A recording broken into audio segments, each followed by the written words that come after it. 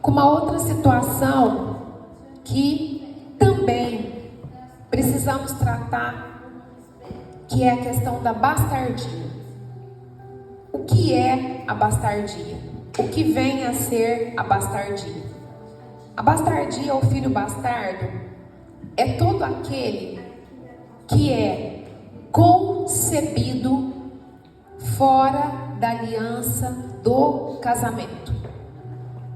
Então, por exemplo, de repente, um casal, porque isso surge muitas dúvidas, de repente um casal, eles estão já com o casamento marcado, vão casar daqui 15 dias, mas tem um relacionamento sexual e existe ali uma concepção, a mulher concebe. Então, com o casamento marcado, mas a concepção, ela aconteceu antes do casamento, ela aconteceu fora do casamento. Então, ainda que esse casal vão se casar, de repente no dia do casamento, ninguém vai perceber nada. Não tem barriga, de repente, às vezes a criança dá uma adiantada, ninguém vai perceber. Mas nós estamos sendo assistidos pelo mundo espiritual. E ali é uma criança bastarda. Ou, de repente, porque tem muitos que acham que a bastardia é só os filhos gerados fruto de um adultério. E não é. Não é. Ok? Na questão do adultério tem algo ainda, tem um agravante maior. Porque aquela criança foi gerada onde espíritos de promiscuidade, perversidade sexual atuavam. Então é uma consequência um pouquinho mais grave. Ok? E que tudo em Deus dá para ser resolvido. Amém? Mas até que isso não venha à luz, né? Até que os pais não tomem esse conhecimento, até de repente que os filhos não tomem esse conhecimento, vai ter a consequência. E então, né, o Senhor preparou esse final de semana para que isso fosse resolvido na sua vida, se esse é o seu problema. Eu quero dizer que tanto pessoas que passaram pela rejeição e a bastardia, ela traz uma consequência também de rejeição, porque a maioria dos filhos bastardos, eles não foram planejados, eles não foram programados. Então ali já é instalada uma raiz de rejeição. Tem alguns casos, por exemplo, atualmente muitas pessoas, elas não se casam no cartório e elas têm uma união estável. Eu quero te dizer que união estável não é casamento. União estável é um contrato para legalizar, de repente, o direito da mulher, né? Para poder, de repente, ter acesso, ter, enfim, direito a bens, ok? União estável não é casamento, é simplesmente um contrato. Se você tem uma união estável e se você gera filhos, os filhos vão nascer bastardos. Se você tem uma união estável e você vai no cartório de registro de pessoas cíveis e pede uma certidão, a sua certidão vai aparecer exatamente no estado que você é, estado civil que você está. Se você é solteira, vai aparecer a certidão, solteira. Se é divorciada, divorciada. Se é viúva. Mas, com união estável, se você tirar um documento desse, não vai aparecer como casado, porque não é casamento. Uma outra situação também é o amaziamento. As pessoas que estão amaziadas, elas podem até viver como marido e mulher, mas para Deus amaziamento não é casamento. Precisa legalizar. Os filhos frutos desse casamento também serão bastardos. Então só estou trazendo esse nível de esclarecimento, porque às vezes a pessoa fica, né, imaginando o seu contexto, de quando foi concebido, de quando nasceu, e às vezes ela fica na dúvida.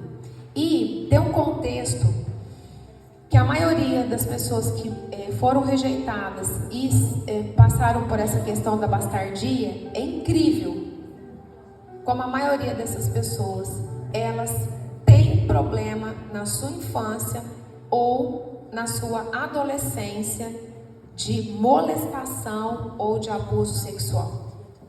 Por quê? Por conta da perseguição na área da sexualidade. Existe uma perseguição na área da sexualidade. E eu lembrei de falar, o Espírito Santo me lembrou, eu esqueci, mas vou puxar esse gancho de novo. Isso é tão real que quando a gente volta um pouquinho para a história de José, José era um homem santo, não era? Ele era um homem de Deus, sim, disso nós não temos dúvida. Porém, aquela mulher de Faraó, ela ficou enlouquecida. Ela ficou enlouquecida com José. Ele só não caiu porque ele estava na presença de Deus, ele não queria pecar, mas aquela mulher fez de tudo para tentar a ele cair no pecado. Queridos, a palavra de Deus não existe nenhuma vírgula sem significado profético. A Bíblia não existe nenhuma palavra, nenhuma letra, porque isso é real. Existe uma perseguição sobre aqueles, na área da sexualidade, sobre aqueles que são rejeitados, certo? E eu quero falar de algumas consequências da rejeição, da bastardia. Quero falar algumas consequências da bastardia. Primeiro, também a distorção na área da sexualidade, né? Essa distorção da identidade sexual. As consequências da bastardia são muito parecidas com as consequências da rejeição, porque aquele filho, né, que não foi programado, ele vai ter uma raiz de rejeição. Então as consequências são muito parecidas. Ele só não vai ter esse contexto de rejeição quando um casal, eles estão na união estável ou estão no amaziamento, achando que está tudo certo, achando que está tudo normal e desejam ter um filho. Aí nesse caso, ele é bastardo por conta da condição civil dos pais, mas ele foi desejado. Mas a maioria dos casos não acontece dessa forma. Então, quando essa gravidez foi inesperada, vai ter todas as consequências da rejeição e mais a distorção da identidade sexual, essa tendência à prostituição, à perversidade sexual e também um espírito de morte pode perseguir essa criança, dependendo da forma que foi conduzido ali no leito onde essa criança foi gerada, foi concebida. Então, às vezes, tentativa de aborto, pensamento de aborto, né? Porque, de repente, no caso, por exemplo, de um adultério, às vezes tem esse pensamento, às vezes até essa tentativa de aborto. Então, ali tem mais essa consequência, o espírito de morte mundano. E esterilidade também. O bastardo, ele pode ter esterilidade, ele pode ter dificuldade para gerar filhos. Mas eu volto a te dizer, o Senhor te trouxe aqui para que qualquer situação que você tenha passado dentro desse contexto que eu tenho te apresentado, Ele está te dando já a oportunidade de você ser curado e liberto. Então, eu quero te dar um conselho. Não endureça o seu coração. Não endureça o seu coração. E se você também passou pela questão do abuso sexual, da molestação, isso para muitos, para a maioria, também é um trauma, também é uma ferida. Se você passou também por essa situação, você também vai ter a oportunidade de ser curado e liberto. Então, deixa o Espírito Santo trabalhar. Deixa o Espírito Santo falar com você. Inclusive, amanhã eu vou falar a respeito de identidade, orfandade espiritual. Então, eu até vou tocar de novo nesse assunto, porque tem muitos que foram abusados. Tem muitas mulheres, até homens, que foram abusados pelo seu pai, de repente, né? Já ouvi muitos casos de filhas que foram abusadas pelos pais biológicos. Então, tudo isso é muito dolorido, muito difícil de ser processado. Mas, em Deus, tudo é possível àquele que crê. E o Espírito Santo de Deus está aqui. E Ele quer te curar. E eu quero te dizer que o abuso, ele não é só sexual. Essa não é a única forma de abuso. Na verdade, existe abuso emocional, existe abuso psicológico, existe abuso de autoridade. Às vezes você nem sofreu um abuso só sexual. Mas às vezes você sofreu outro tipo de abuso. Abuso financeiro. Aquelas crianças que os pais colocam na rua para pedir. Aquilo é um abuso financeiro, né? Então tem todo esse contexto. E eu quero falar também que dentro do contexto de abuso sexual existe um espírito de mordaça.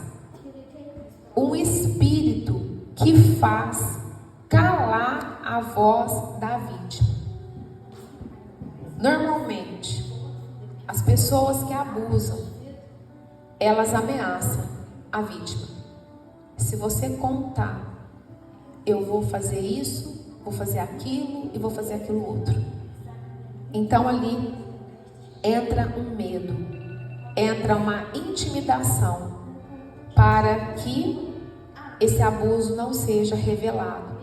E aquele abusador, ele continua fazendo novas vítimas. Então, eu quero te dizer para você abrir a boca. Na verdade, esse espírito de mordaça é um espírito do inferno. Você precisa falar. Tem muitas pessoas que chegam para mim no momento de mapeamento, no momento de atendimento individual, e fala: pastora, eu nunca consegui contar, eu nunca consegui falar.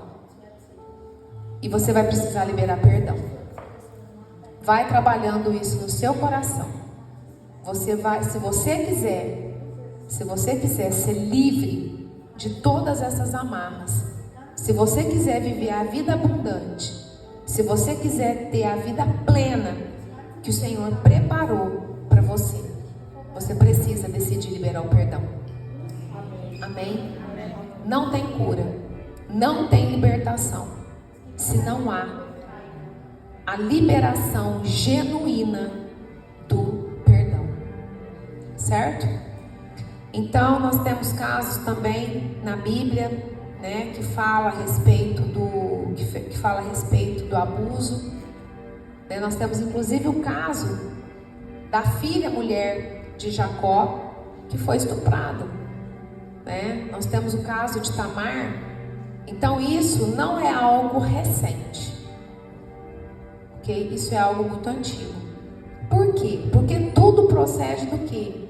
De espíritos malignos que tentam fazer de tudo para trazer feridas na alma, para impedir a obra, para impedir que o propósito do Senhor se cumpra na vida da pessoa. Então tem alguns assuntos que a gente acha que são assuntos atuais e não são. Não são. Eu quero falar um pouquinho das consequências do abuso. Mais uma vez, a perseguição espiritual na área da sexualidade. Porque no abuso, o que acontece? Toda aquela carga demoníaca do abusador passa para a vítima. Normalmente, um abusador, um dia ele foi abusado. Porque acontece um efeito cascata ou um efeito dominó. Aquele momento ela foi abusado ou abusada, ela recebeu aquela carga demoníaca, aquela transferência de demônios, e aqueles demônios vão começar a agir na vida daquela pessoa. E detalhe, e tem algumas pessoas que passam a gostar. Naquele primeiro momento causa todo aquele temor, aquele pânico, aquela insegurança, mas depois por quê? Por conta dos espíritos que começam a agir. Então, essa perseguição na área da sexualidade acontece. Pedofilia, homossexualismo, vício de masturbação, pornografia, promiscuidade sexual, tudo isso faz parte dessa perseguição. E na vida de cada pessoa vai se manifestar de uma forma, certo? Algumas pessoas, timidez, vergonha. Algumas pessoas ficam tão traumatizadas que depois elas têm dificuldade de se relacionar com parceiros, de repente, que pode ser pretendente, ser um futuro marido, uma futura esposa. Ela tem medo.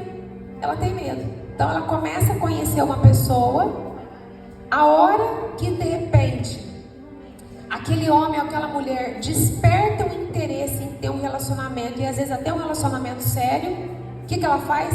Ela ou ele se esquiva, com medo de se abrir para um relacionamento e aquela pessoa ferir ela com abuso. Algumas mulheres até se casam, e uma das consequências também, de repente depois de casado, é ela não ter prazer sexual com seu marido. Algumas não têm prazer com seu marido, algumas não conseguem se entregar com seus maridos, com seus cônjuges, por conta daquele trauma. Vergonha. Algumas têm aversão a toque físico, né? A pessoa não gosta de um abraço, até entre, né, amigos. Algumas pessoas elas ficam com aversão ao toque físico. Dificuldade de expressar sentimentos.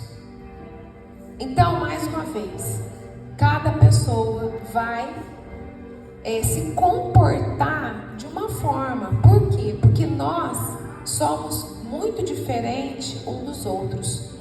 Eu sou de uma forma, né? A minha irmã é de outra, a outra irmã é de outra, né? Nós temos temperamentos diferentes, então cada pessoa processa de uma forma. Mas você pode ter certeza que alguma consequência vai ter. Certo? Então,